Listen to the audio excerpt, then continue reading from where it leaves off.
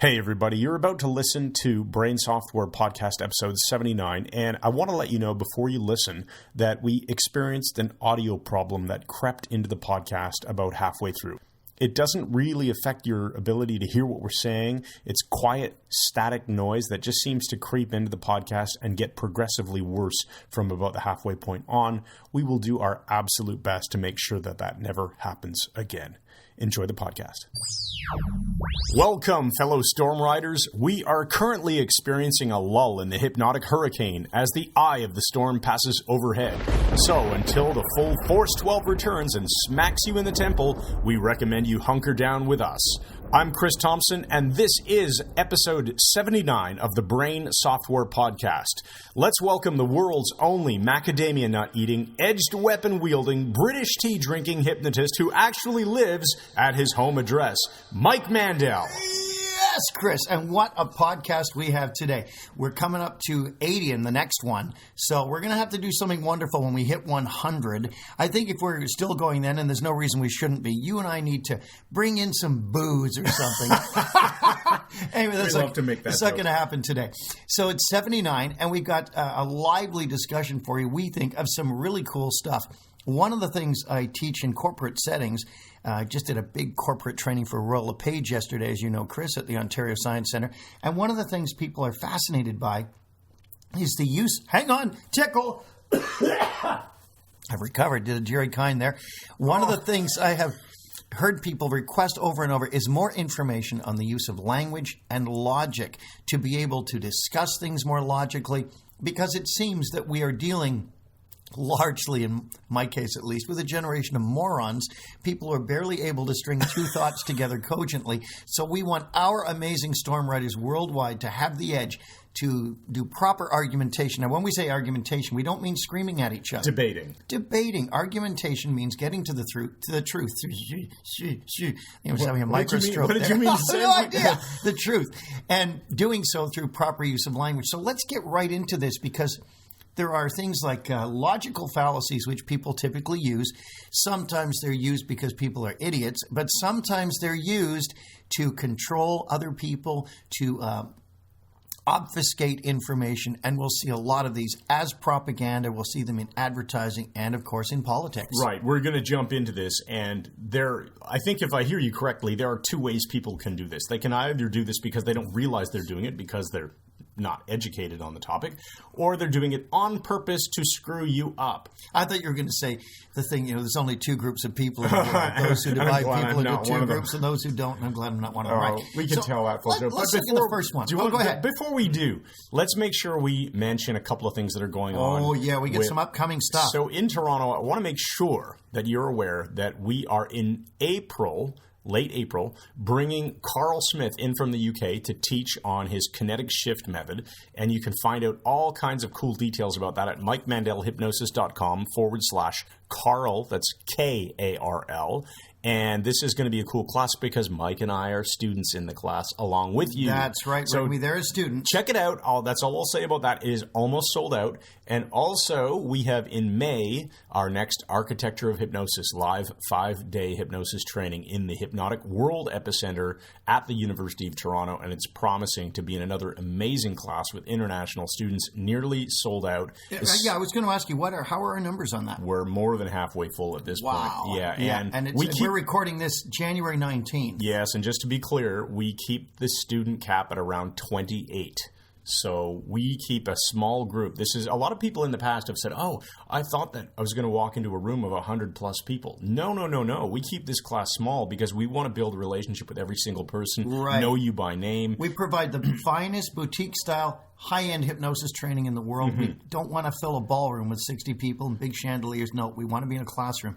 And come out for our 5-day training. We've had students from India, Singapore, New Zealand, all over Europe and the U.S., and it promises to be a blast yet again. So that is May, and then once May is sold out, the June class will open up. We don't do them every month, in case you're wondering. We do one in May, one in June, and one in November, because we don't like to work through the summer, and we don't like to work in the winter. I'm not meaning to sound frighteningly modern, Chris, but I'm becoming a much older man, and you might want to come and train with me while I'm still able to do it.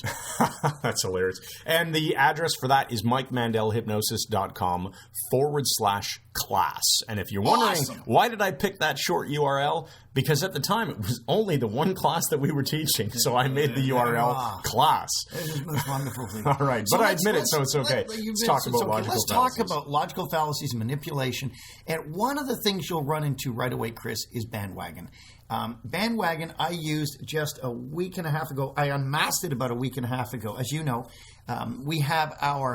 I have my cell provider with one company. We have our internet provider with another company for our high-speed internet. Oh, this is what sparked the idea for this podcast. It is. Yeah. And then we also have our home telephone with Bell Canada, who've done it forever. And the reason why is because I used to work for Bell when I was a telephone operator when I was a very young man, 19 years old. It was great. I was the only man in the office with 150 women, which was freaking awesome. That does sound awesome. It was. And my dad worked at Bell. My sister worked at Bell. So we always kept our home phone with Bell. So about a week ago, one of these was attempted to be used upon me, if that makes any sense linguistically. A man shows up at the door. He's got the Bell Canada ID and the Bell Canada car, and he said, "Are you Mike Mandel?" And, first of all, he says, "Do you live here?" Well, I'm answering the door like in gym shorts now. Yes, he's doing a workout. So, yes, he's opening a loop with a yes set. He said, "Are you Mike Mandel?" Well, obviously, I'm not Heather, my wife. I said, "Yes," and I'm noticing he's doing a yes set, so it's not working on me. And then he starts talking about this new program they have. He said, "Do you have your internet and phone with so-and-so?" Oh, no. He said, "I know we have your phone. Do you do your internet and television with this other company?" I said, "No, we don't have cable TV." He seemed surprised, as though, wanted to see if the house is full of cave dwellers or something. But bottom line was they offered me this new promo thing, which I said no to. And he jumped to, well, so many of your neighbors, once they've heard this deal, have jumped on board with this, and they purchased this new product that we're offering. I said, bandwagon. He said, what? I said, bandwagon, a social proof. He said, what's that? I said, it's what you're doing. It's a controlling technique. It's a manipulation technique to try to get me to jump on board because all my neighbors are on board. And he said, oh, I don't know anything about that. I'm just, a nice guy. And I said, I'm sure you are. I said, but I teach this stuff. I said, you're wasting your time. He said, so I shouldn't come back later when your wife's here? I said, not at all. He said, okay. And he left. Very nice man. But bandwagon, we have this thing as human beings. As you know, Chris, people are very tribal. We've got our British Jiu-Jitsu tribe. We've got our hypnosis tribe. We've got our graphology tribe. Because we all want that feeling of connection and belonging. We all want to belong. We want to be part of a larger group. And if you trace that back historically, people were safer in groups than they were if they were lone wolves. So when we appeal to this and say, bandwagon, we're offering this, your neighbors all bought it. We want to be part of the in crowd that's all buying the right thing. We want to have the social proof that if our neighbors bought it, it must be good. So listen for bandwagon. You'll run into this one a lot. Yeah, and social proof is discussed, bandwagon/social proof. It's discussed in Cialdini's book, Influence, The Psychology of Persuasion. Oh, really good book. It's one of the 6 tools of influence. And he talks about this as evolutionary-wise. If you can make decisions simpler, then most of the time they're going to be accurate. They're time-saving mechanisms. So the fact that a whole bunch of people are doing something who are our neighbors, our friends, probably a good idea to pay attention to and think, okay, I could save time and not have to waste all of this effort analyzing a situation. I could just make the same decision as all these other folks. How often do we go out for lunch and I just say, yeah, I'll have what you're having? Because if I don't know the restaurant, I trust that you're going to make a good decision. If you're willing to put it in your mouth and eat it, I am probably thinking that's a good idea. Well, so I'm going with that, right? Going with that. My wife makes decisions by committee. So when she's in a restaurant, we've all ordered and she holds my... what are you having? What are you having? What am I having? Ask me what should I have? I said, I don't know. She's looking at other tables and asking the waiter, what's that? What's he got? She needs the committee. Yeah. And bandwagon works. If other people are doing stuff, we tend to do. I mean, look at the Germans invading France. They get a whole nation involved. Oh, man. They got the snappy uniforms. You've already brought the Germans into the podcast. I know I have, haven't I? But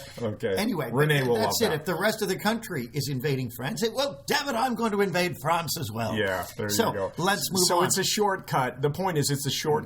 Most of the time it works quite well. But when you know this stuff and you use it on purpose to influence people, then you are attempting to shortcut the natural shortcut, not shortcut. You're attempting to short circuit the natural shortcut mechanism and use it to your advantage, which can be okay if your intentions are to help someone, or it can be not okay if your intentions are just to take their money or whatever. Okay, now this leads us to another one, straw man. And straw man is a bit difficult to explain, but once you get this, it's amazing. You'll see it happening all the time. The straw man fallacy, what people do is if they're losing an argument on a real issue, they will redefine the argument to make it into something else and then attack what they have redefined it to be instead of the original thing. Right. And then claim victory. So it's, I've written my notes here, are misdefining the opponent's argument to make it easier to attack. So John is on a committee and votes against the security upgrade at the seniors' home because he explains it's going to be much too expensive. The opponent says, John has no respect for the elderly and wants them to be killed by criminals. And everyone says, well, we don't want that. Let's go. They've redefined the argument, which was the expense involved. Right. He's turned it into John wants elderly people to die. The issue is, do we have the budget for this upgrade? Is this the best way to spend our money or whatever it is? Is there a more effective way to get the same result with less money? But all of a sudden, it's an issue about John's respect for the elderly. Yes. And by redefining that and turning it into a straw man that they can knock down, they will claim victory. The antidote to this is to recognize it and then just say to the person, straw man, and just push it away with your hand. Say, you've changed the discussion point. Here's what we're actually talking about. And just relentlessly, logically bring it back. Yeah, this is one of those times when I wish we had a video podcast rather than just audio, because if you're watching what Mike's doing here, he's saying straw man and then literally reaching out as if he's pushing this imaginary straw man. Spatial anchoring to push it away. Push it out of the way. All right. So now we're flying along here. Chris, this leads us to number 3, the red herring. Oh, red herring is a great one. This is a fantastic one. A red herring comes from fox hunting, where when one would hunt foxes with about 40 or 50 beagles and ride horses, which is a barbaric sport. You know, these dogs chase a poor little fox. I would side with the fox, I think, and lie in wait with a submachine gun and knock the people off the horse. But that being said, the way you would throw somebody off a fox hunt was you take a red herring, which is very smelly, and beagles like the smell of it, and drag it across the trail of the fox in advance. Oh, so to what distract happens is the dogs fox. start to follow the trail of the red herring instead of the fox. And people will use a red herring on you, which means you're getting too close to the truth. You're doing too well in your argument. So they'll throw in something that's completely irrelevant to the argument. In fact, I remember hearing years ago the Paris peace talks, Vietnam at the table, the Americans at the table, and they argued for months on the shape of the table, and it just got crazy. And then the Vietnamese said they wanted, these bases removed by the U.S., and what concessions could they get, and so on. And the Vietnamese then said, we want the Russians on our side negotiating with us. Well, the Americans were never going to permit this. But it was a red herring. They never wanted it at all. Yeah. They just wanted the Americans to say, you can't have it. They say, okay, we'll back down on this, but we want you to remove those air bases. Right. Okay, we'll remove those. They felt with the red herring. Which also is a rule of reciprocity by backing down. Discussed in Cialdini's book. So you ask for something that you know you won't get. Right. And when they refuse to give it to you, they feel compelled to give you some sort of reciprocity. Right. They've accepted that you have backed down from your original request. So what will you back down from now? You'll back down for something, or you'll flex on something else that you didn't intend to flex on, right? Right. Yes.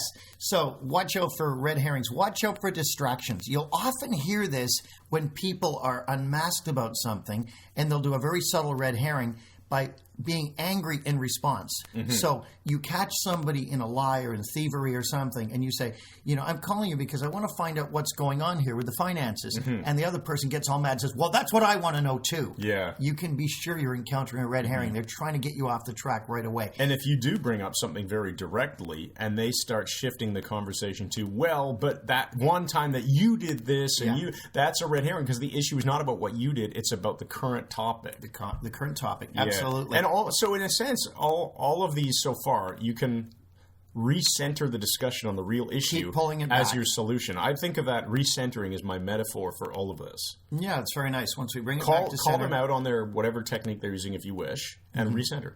Yes. I heard an NLP trainer lecturing at the National Guild of Hypnotists once. He was doing a great lecture, and one woman said, "Oh, you're just using gobbledygook. You sound like my husband." And he was using the meta model to elicit what she wanted. And she said, "Oh, this is just gobbledygook. You sound like my husband." And he just patiently kept spatially anchoring it, saying, "Okay, that's your husband. We'll put that over here because we're talking about a totally different thing." And she attempted, gobbledygook. He said, "Let's take that. Put it over here. We'll get back to it." Well, they never get back to it. Yeah, exactly. And if he's kept anchoring it further and further And again, away. Mike is imagining that he's picking up this physical item and moving it off to the side. We'll come back to this later. Yes, right? maybe. Yeah, and you, of course, and maybe not. Do. So, hey, why don't you talk about post hoc ergo propter hoc? So post hoc, and thank you for lending me your copy of the great courses. The Philosopher's Toolkit, How to Be the Most Rational Person in Any Room, taught by Professor Patrick Grimm, I think is his really name. Good. Fantastic lecturer. The great courses are fantastic, and that's the first one that I did. Mike lent it to me. And post hoc, the short version of it, we just call it post hoc, but the technical name, the full name, is post hoc ergo propter hoc, and it means B follows A, therefore A caused B. Let me give you an example. I was going to do it, but go ahead. Here's the typical one. Oh, it rains. It started raining again. I was just going to do that one. I got my car washed this morning and it rained. It happens every time. Yeah, so washing your car caused the rain. It's completely absurd when you think of it in that context. But you got to notice that this is happening all the time in, say, things like science journalism or weak science journalism, nutritional journalism. Yes. Oh, a study was done, and these people did this particular thing differently than they did before. And they all lost 60 pounds. Yeah, so therefore that thing causes the weight loss or whatever it is, the disease or the anything. This can also be called magical thinking, which is a short form. The belief that because two things happen one after the other, the first one caused the second. I'll give you an example. Last night you met or re-met one of my dear friends, Brian McDowell, who I've known since grade 6, so 53 years. And he is prone to magical thinking. Okay. And he would be watching Does he listen to this podcast? No. Oh. He would be watching a Toronto Maple Leafs hockey game. And he's a Leaf fan, a diehard Leaf fan. And the Leafs were losing. One day they'll win the cup again. Oh, sure they will. One day. And Comic Kahutek's going to return in 10 minutes, too. So he's watching Toronto Maple Leafs, and they're losing. And he realizes he's toying with a little bit of fluff in his hand he found on the carpet. Yeah. And the Leafs suddenly start winning. Oh. And the Leafs no, pull ahead. They're 2 goals ahead. It's got to be the fluff, Mike. Well, it goes worse than that. Then the other team scores. New York Rangers scores a goal, and Brian goes, I don't have the fluff anymore. And he's on his hands and knees trying to find that piece of fluff again. I'm not kidding you. This is the absurdity. When you can, I'm going to just refer back to a topic. I was distracted from a noise from my computer there. Yes. But I admit it, so it's okay. Right. Something my dad. Second time you said that. My dad taught me this. Yeah. When you take something to an extreme on both ends of the spectrum of extremity, then you can really understand the limits of a problem. So this whole idea of magical thinking, when you take it to such an absurd level that you think, oh, fluff is causing the Maple Leafs to win or lose, then it really does make it clear. If it's true there, okay, then it's also true that just because you put your left skate on before your right skate doesn't cause you to win or lose either. Yeah, there's no limit to this. There's no limit. It just gets crazy. But, watch out for magical thinking. We all fall for it to varying degrees, so be careful. And when I say all of us, I mean all of you. So always think about cause and effect, and is there really a rational reason to believe that A causes B? And if you really want to, sound smart, you can call it post hoc ergo propter hoc. Or just post hoc. Yeah, and that really shows the person you speak Latin, and therefore you're automatically smarter than them. Yes, it's true, right? Okay. When people pull out Latin, you go, oh, he's smarter than me. We picked 10 here. I picked 10. So let's go to number 5. The No True Scotsman Fallacy. Do you know this one? No, I've never heard of this. It's fantastic. That's why I love this podcast. I learn stuff. This constantly reframes things. It keeps changing. Now, let's go to Occam's razor for a moment. Okay. Now, Occam's razor is the idea. Some people think it means the simplest explanation is the most likely. It isn't that. That's the misuse of Occam's razor. Occam's razor states, the explanation for an event that requires the fewest number of new hypotheses is the most likely. So the No True Scotsman one is sort of like that. It's, no Scotsman would ever steal any money. Well, that's not true. I know McTavish, and he's in jail for being an embezzler.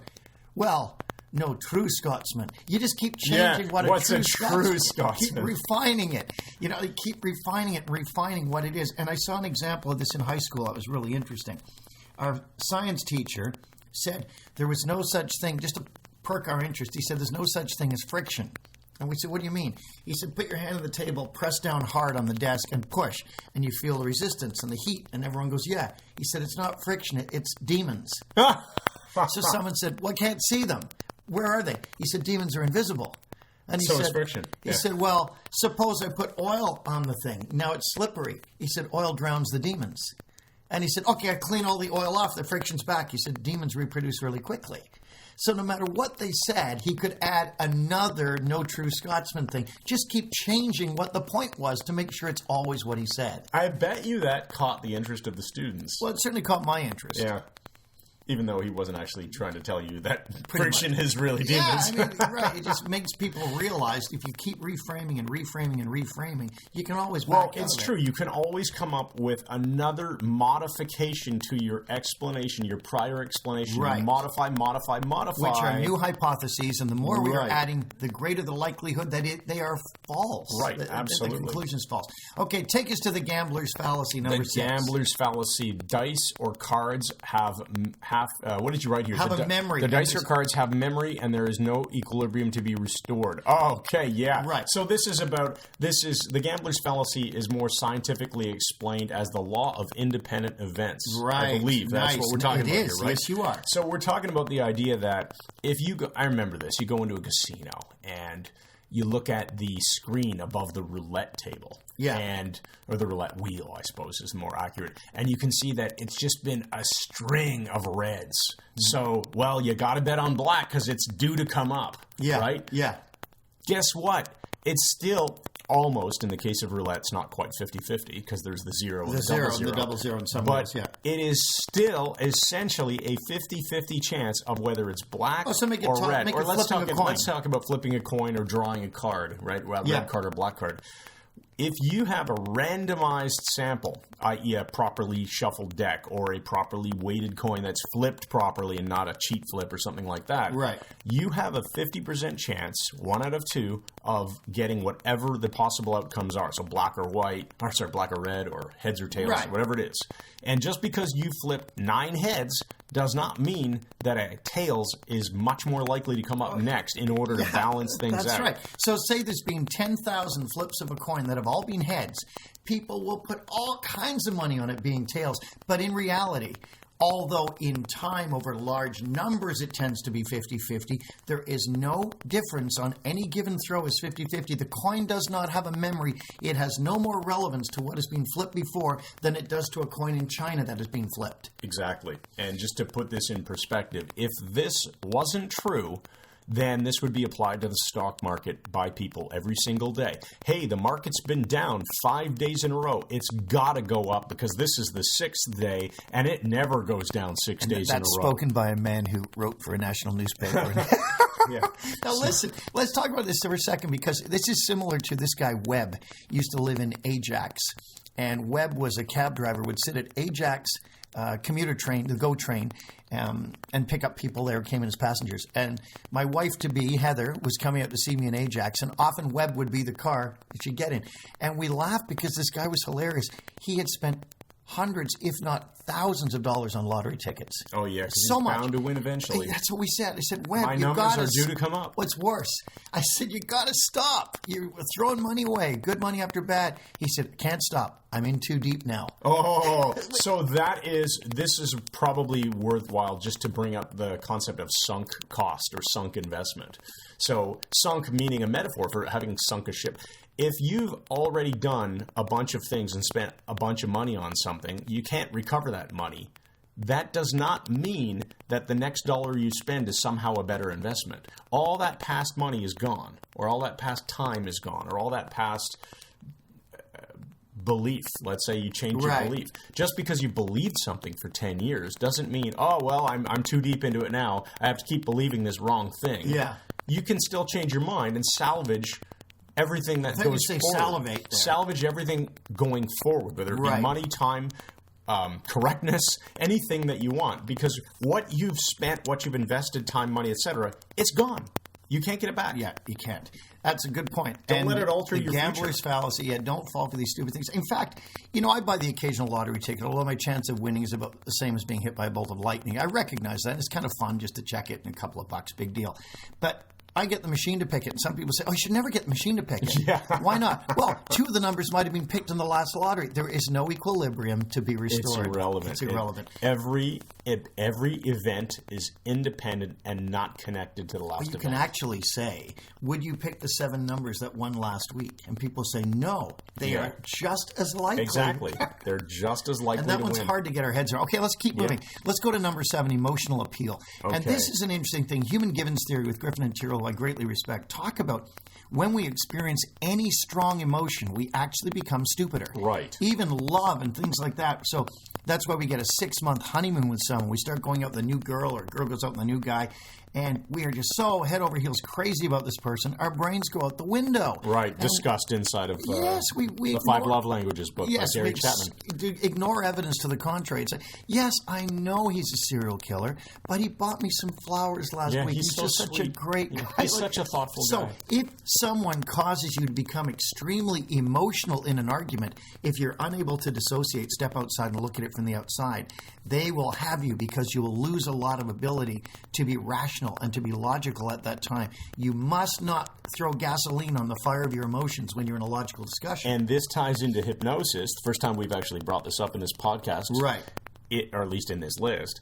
This ties into bypassing of the critical faculty. Sure. Right? Because when you are deeply emotionally involved in some situation, you're not thinking rationally and logically, and certain arguments are likely to just slip right past you. Right past the critical faculty. Or be... The opposite could be true, too. No, that's a really good point, Chris. And that's one of the reasons why, when we're doing really good hypnotherapy, we get the person's emotions involved as well, because it opens their mind more. Right. And one of the things that's interesting was that my brother-in-law, one of them, I won't say which one, I got into a huge argument with a few years ago, and he was getting more and more wound up. And I said, look, let's put the emotions aside for a moment and just be logical. He said, logic does not apply in this discussion. Yeah. And so we were having an argument about religion. And he said, logic does not apply. I said, is what you said logical? Does it make sense? And he said, yes.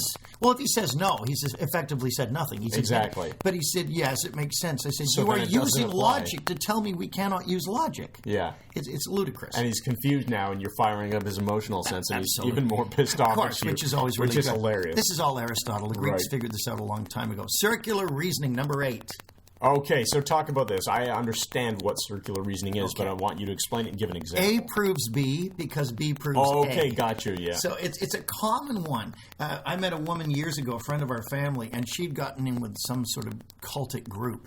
And she was describing this man, let's just call him Mark. I don't know what else to call him. I know who it is now. But she said, it's not cultic. This man is a great man. He's a great spiritual man.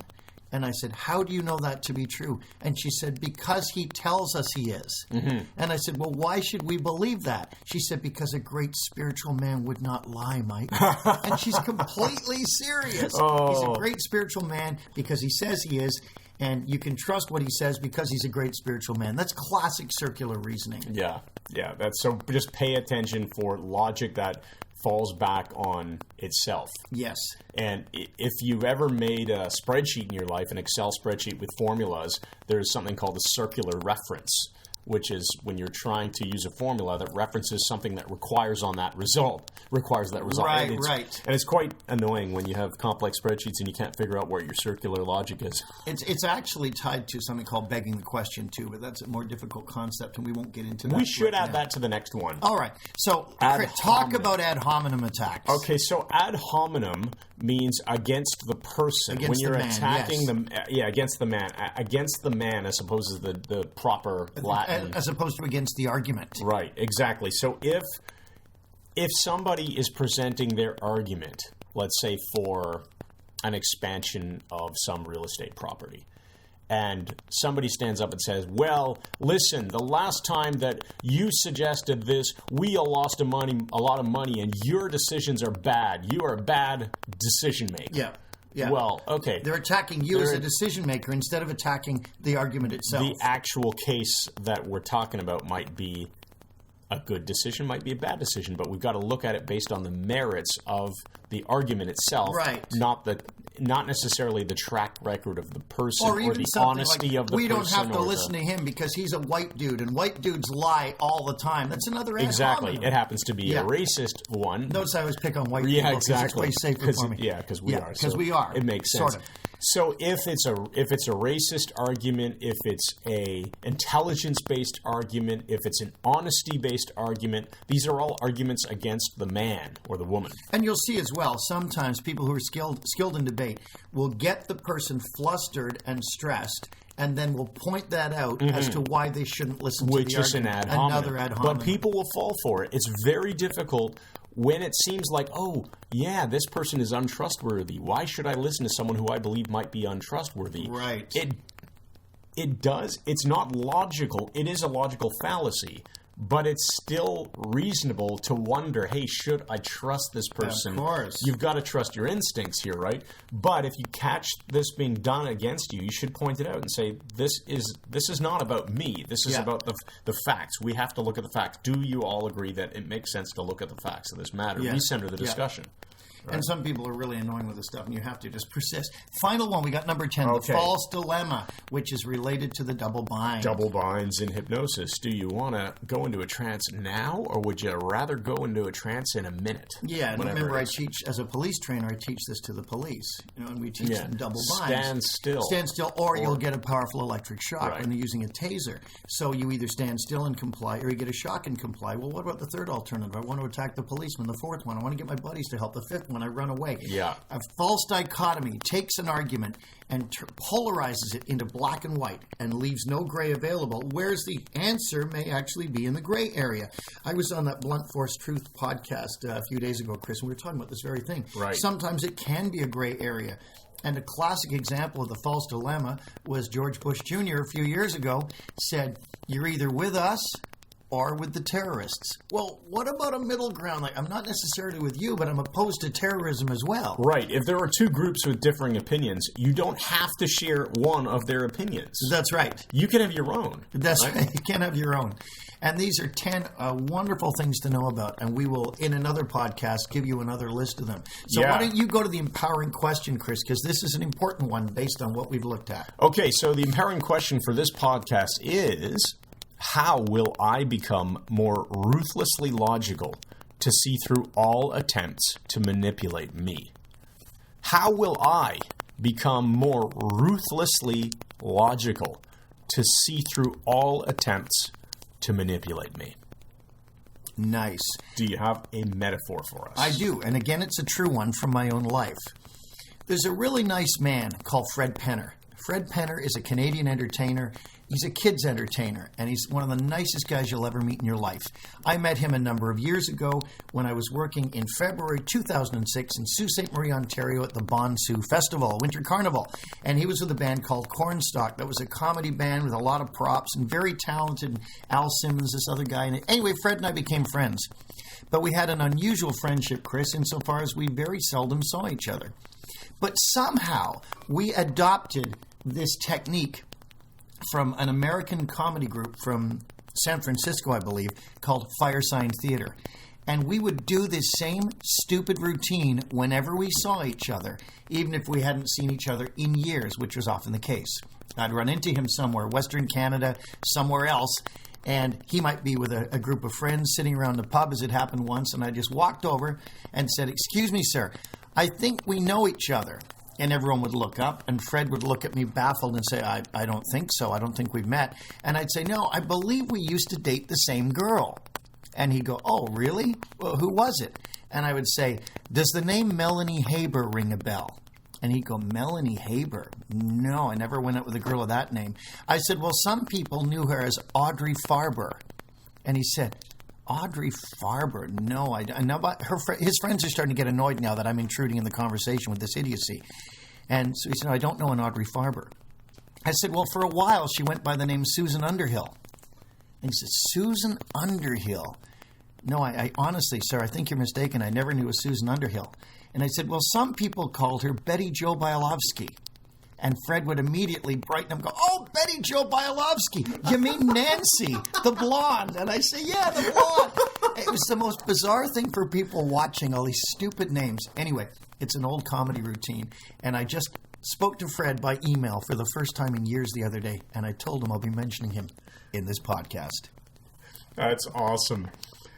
Thanks, everybody, for tuning in to Brain Software Podcast, episode 79. I'm Chris Thompson, and that was Mike Mandel. And we are looking forward to having you join us in Toronto for our hypnosis training in May, if you'd like to. MikeMandelHypnosis.com Yes. /class, or check out the class we're doing with Carl at the end of April, MikeMandelHypnosis.com /KARL, Carl with a K.